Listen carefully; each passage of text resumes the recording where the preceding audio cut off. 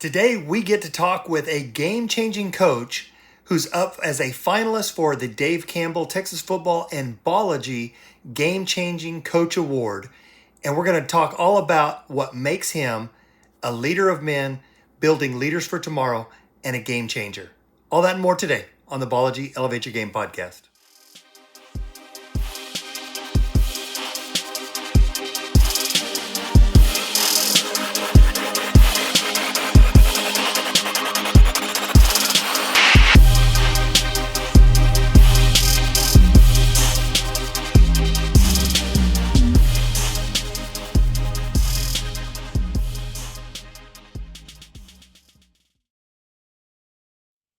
And welcome back to the Ballogy Elevate Your Game podcast. Today, very special guest, Jeremy Mullins, head coach at the Eagle Mountain Knights up in the DFW. Coach, thanks for taking time today. Absolutely. Thanks for having us on. Yeah, you bet. And so, Coach, first and foremost, congratulations on being a Dave Campbell's Texas Football and Ballogy Game-Changing Coach finalist. I appreciate that. That's certainly a special acknowledgement and award, and I think it says a lot about our staff and kids, and so sure appreciate it. Yeah, absolutely. And for our listeners, people who don't know, the Game Changing Coach Award is someone who is instilling leadership and character and integrity in young men, changing lives with the game of football. Something new going this year. And Coach Mullins is a finalist. Coach, in talking about how to become a game-changing coach, using football, what role do you see football plays in making leaders of tomorrow? Yeah, that's a good question, Sean. And I think athletics in general plays a big role, and probably more today than it ever has. I recently read something by Pete Carroll. Funny you mentioned that question, and he asked the question, what does scoring a touchdown have to do with life? And if you look at it in the grand scheme of things, well, a touchdown may not have a whole lot to do with life, but man, what all went into making that touchdown took a whole lot of things that really relate to your daily presence and being great. There was some preparation that went into that. There had to be some communication that went into that touchdown. There had to be some belief in one another, which was created through trusting and showing up and being accountable to one another. And so when you look at it and you break it down to the bare bones, well, there's a lot of life lessons that go into just creating 11 guys on the field that are going in the same direction. So I think football is a great avenue to teach some of those lessons and certainly create leaders in the process. Absolutely. And so I know that, every coach has their core values and things that they want to put into their team each year. Maybe speak to that just a minute, some non-negotiables or core values in your program. Yeah, we talk about a code. So we're the Eagle Mountain Knights, and so it's the code of the Knights. And we break it into 5 pieces of armor, Sean. So that's how our kids remember. They got to recite these pieces of armor and what they mean before they can get into the varsity locker room. But it starts with us with the Knights helmet. That's the mindset. We talk about having a champion's mindset and how we approach everyday life and how we speak, how we respond to things. I didn't come up with it, but E plus R equals O is a big thing when we talk about our mindset, and event plus response equaling the outcome. And so, talking to kids about what we can control and making sure that we respond to those things that are in our control, to help that outcome be as good as it can be. And then we talk about the sword. The knight has a sword, right? And so the sword for us is competing, and the old adage of iron sharpens iron. And so we're gonna line up every day and compete, and not just in athletics, but man, we want to compete to be as best we can be in the classroom, as good as we can be outside of this place. And so in all facets of life, competing. And then you've got the breastplate of the knight. And so for us, that's team first.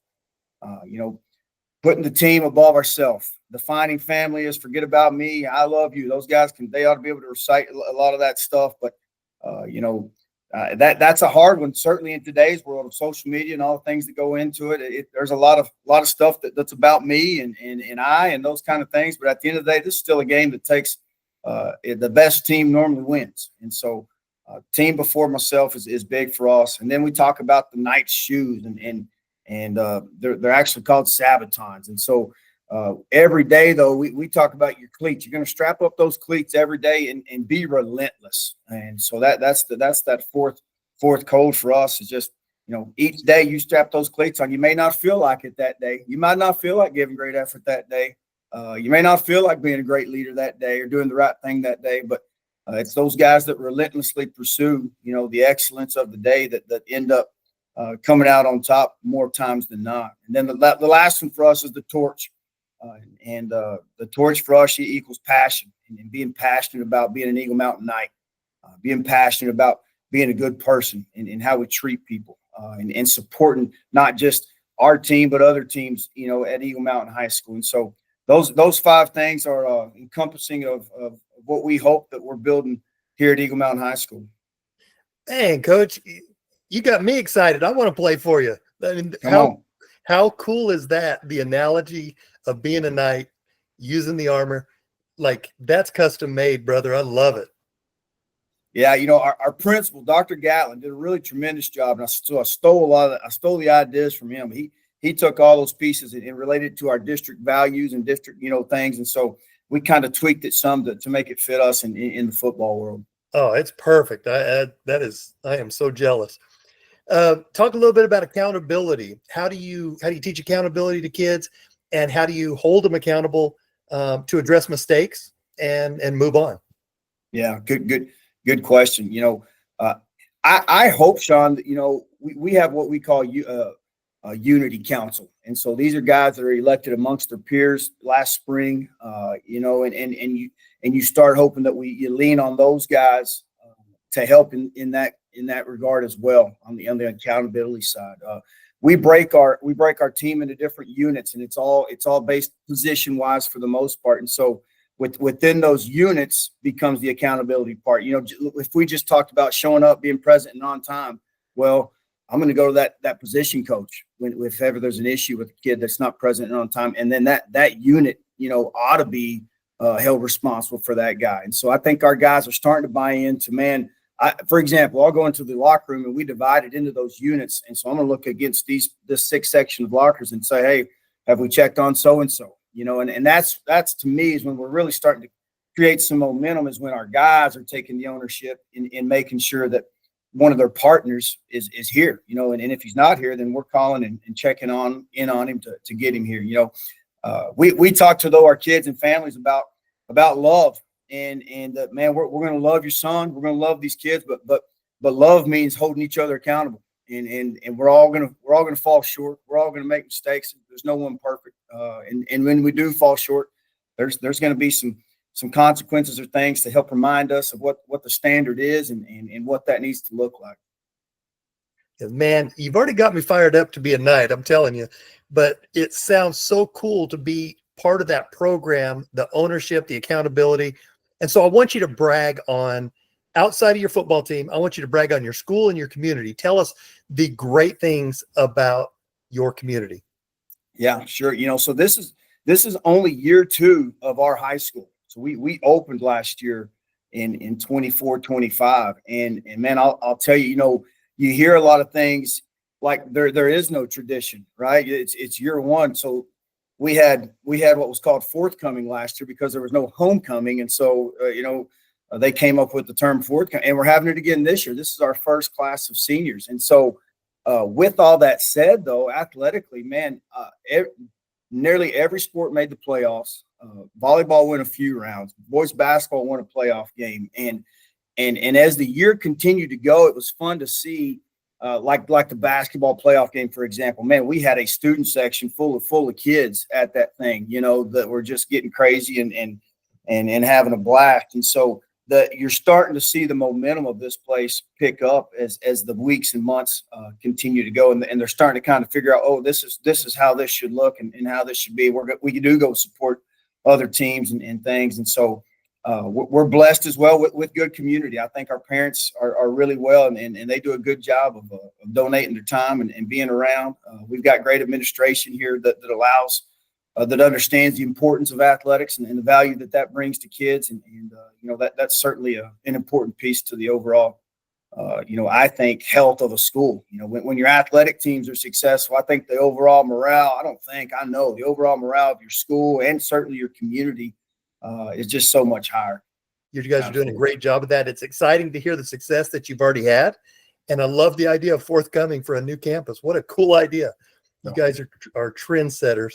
If we ask kids 5 to 10 years down the road, tell me about Coach Mullins and your experience of playing for Coach Mullins. What do you hope you hear?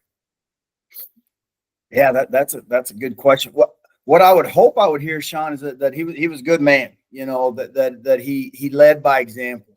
I brag on our staff. I've been so fortunate. This is my 19th year coaching. My dad was a coach and my granddad was a coach. And so I'm 40 years old and all I've ever known is a field house. And I've been really lucky as I've grown up to be around tremendous men and certainly in my coaching career to be surrounded by men. And so it's so important to me that guys on our staff, that they're great fathers, and that they're great husbands, and so I hope that our kids see that, and that they would go on and because of what they saw, maybe in one of their coaches, that they themselves would take pride in being a great dad, and being a great husband one day, that we did things the right way. There's things we talk to our guys about.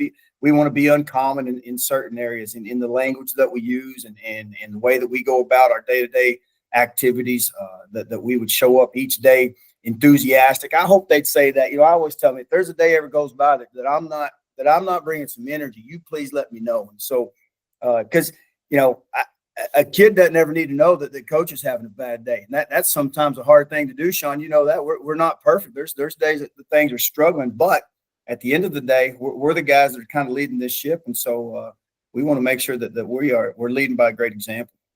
Man, that's exactly right. And as part of this award, as a finalist, we're recognizing you for what you're doing. And you've mentioned your father, your grandfather as coaches. You're carrying that torch now and continuing. You've had great mentors, but what advice would you give maybe to your younger staff or to younger staffs around the state to become a quality coach and to become a game-changing coach?